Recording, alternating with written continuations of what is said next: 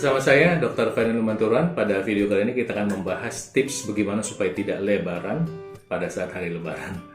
Ya mungkin teman-teman yang menjalankan ibadah puasa pada saat bulan Ramadan itu merasa bersuka cita pas ngeliat timbangan, beratnya turun gitu ya. Tapi sudah tahu banyak yang sudah pengalaman, nanti di hari raya itu berat badannya naik lagi.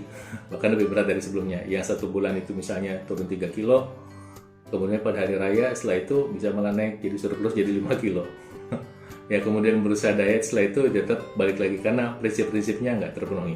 Nah bagaimana mensiasatinya supaya oke lah naik tapi nggak naik banget gitu ya. Baik, sebelum mulai izinkan saya menyapa Anda dengan ucapan Assalamualaikum, Namo Buddhaya, Om Swastiastu, Shalom Haleluya, Besim Yesus Amasya, Salam Kebajikan Rahayu. Oke, jadi tipsnya sebetulnya hanya ada 3. Pertama adalah masalah kecukupan air, kedua adalah masalah gula, dan ketiga adalah masalah isi perut. Ya, jadi 3 nih. Tipsnya ada 3. Air, gula, isi perut. Nah, sekarang saya jabarkan satu-satu. Pertama, air. Sebetulnya ketika Anda di bulan puasa itu, yang turun itu banyak kan air. Berat badan yang turun itu berat air. Pertama dari kekurangan cairannya sendiri, kedua dari kurang karbohidrat. Ya, 2 nih. Ya. Nah, gimana ceritanya? Ceritanya begini. Misalnya Anda kebutuhan cairan Anda 8 gelas per hari. Ya, saya ambil patokan 8 gelas. 8 gelas itu misalnya 200 cc kali 8, 1600 cc per hari. Anda boleh pakai patokan 30 cc per kilogram berat badan atau 0,3 liter kali berat badan. Jadi misalnya berat badan 70, 2,1 liter, 2100 cc. Anda mau pakai yang mana? Kalau saya sih pakai yang kedua ya. Oke, Anda pakai yang pertama deh, misalnya gitu. Nah, pada saat Anda sahur misalnya, berapa banyak air yang bisa Anda minum? 2 gelas misalnya, 400 cc.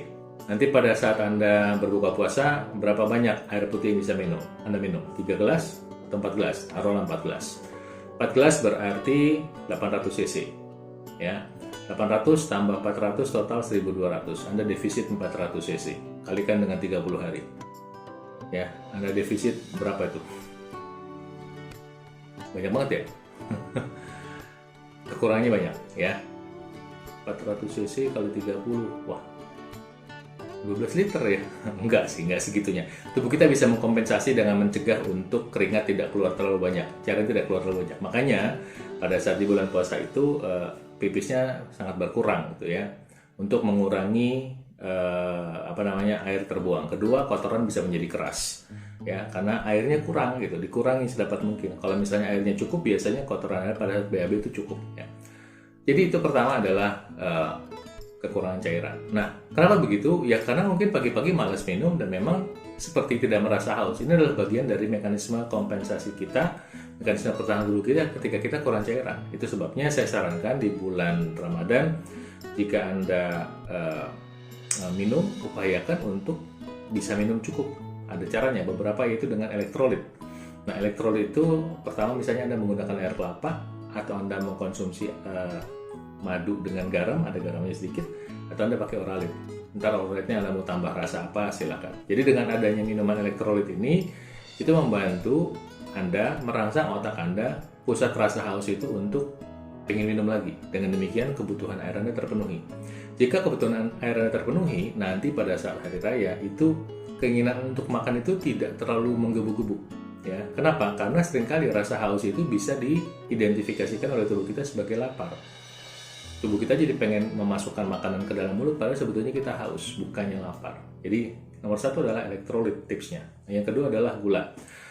Pada saat di bulan puasa mungkin Anda tuh kekurangan karbohidrat. Walaupun Anda berusaha makan banyak, tapi seringkali orang pada saat bulan puasa itu baik sahurnya atau saat berbuka puasa itu makan tidak bisa terlalu banyak. Jadi asupan karbohidrat sedikit.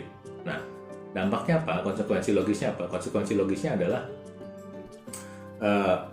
cadangan karbohidrat dalam tubuh kita turun. 1 gram karbohidrat dalam tubuh disimpan dalam bentuk glikogen dengan cara mengikat 3 gram air. Jadi ketika Anda defisit karbohidrat, kekurangan karbohidrat karena makan karbohidratnya sedikit, nasinya sedikit, atau rotinya sedikit, atau sedikit, itu cadangan glikogennya turun, mungkin 300-400 gram. Jadi berat badan Anda seolah-olah turun, misalnya 400 gram ditambah 1.200, jadi seolah-olah kehilangan berat badan 1,6 kilo di luar tadi air yang kurang. Nah, jadi saran saya adalah pada saat berpuasa, upayakan karbohidrat Anda tetap cukup dan kalau bisa tetap karbohidrat kompleks ya, supaya tubuh Anda tetap sehat dan kuat. Memang agak harus maksa sedikit, tapi ini kata kuncinya. Dan nanti ketika mengkonsumsi yang manis itu, upayakan mengurangi yang manis dari gula, sirup, susu kental manis, dan lain sebagainya. Karena ini yang nanti membuat lonjakan gula di dalam darah, menyebabkan mood swing ya, gak nyaman. Nah, membuat Anda terjadinya kepingin makan lagi pada saat gula darah tinggi. Di saat bulan Ramadan itu ketika Anda berpuasa, Anda bisa ngerem karena ada yang ngerem ya, yang ngeremnya ya puasanya. Tapi kalau saat udah nggak berpuasa, itu nanti resikonya apa? Nggak ada yang ngerem, Anda pengen makan terus bawaannya. Sebabnya banyak kunjungan juga ke rumah sakit di setelah hari raya, diabetes, hipertensi, kolesterol itu meningkat. Itu karena pola makan yang tanda kutip dihajar oleh gula-gulaan tadi ya. Dan ketika udah masuk gula, itu otak kita menghasilkan hormon serotonin, ini hormon feel good ya. Hormon feel good itu hormon yang membuat kita rasa nyaman. Tapi ketika Anda mengkonsumsi gula dalam jumlah banyak, misalnya sirup ya dan kawan-kawannya, otak Anda kenaikan gula darah ya, kemudian serotoninnya naik, kemudian karena tubuh Anda mengkompensasi gula darah diturun, serotonin turun, Anda tidak feel good, Anda pengen makan lagi, minum lagi, minum lagi. Dengan demikian nanti berat badan Anda cepat naik ya. Nah, yang ketiga, ketika Anda memilih untuk tidak mengkonsumsi buah-buahan, itu karbohidrat itu lebih cepat terserap dalam tubuh, ya. Apalagi lemak, ya. Lemak itu seperti instan masuk ke dalam tubuh Anda. Jadi ketika Anda tidak terbiasa makan buah-buahan, itu lemak itu loss aja gitu. Padahal sementara kalau di hari raya, ya mungkin hari pertama kedua Anda itu yang dicari nomor 1 gulai, nomor 2 rendang. Oke, tapi setelah itu apa yang dicari? Bakso, gorengan, mie instan, betul kan? Nah, saya nggak nyalakan itu, tapi kalau bisa ditahan lah agar tidak terlalu meriah lah makanya ya, jangan terlalu banyak gitu. Nah, caranya adalah, keywordnya adalah makan buah-buahan.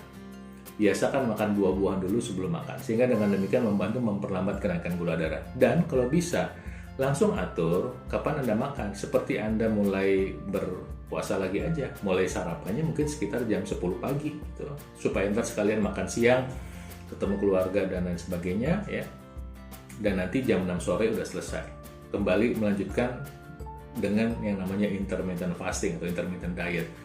Dengan demikian ketika Anda makan buah-buahan dikombinasikan dengan intermittent fasting, mudah-mudahan berat Anda tidak terlalu naik terlalu banyak. Nah, kenapa juga saya bilang tidak terlalu banyak? Karena mungkin tetap naik. Kenapa? Ada satu alasan lain ya di luar 3 tips itu. Adalah apa? Karena mungkin Anda kurang berolahraga di sekitar bulan Syawal gitu, di hari liburan itu. Orang nggak kepikiran olahraga deh kayaknya. Pengen jalan-jalan, pengen santai-santai, pengen having fun, nggak olahraga. Ya nggak apa-apa lah 1 minggu itu. Tapi itu adalah salah satu clue kenapa nanti berat badan Anda naik.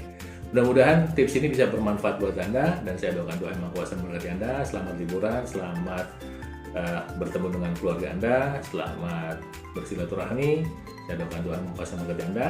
Selamat sehat selalu, tolong di subscribe, like, dan bagikan pada saudara-saudaranya. Salam sehat dari saya.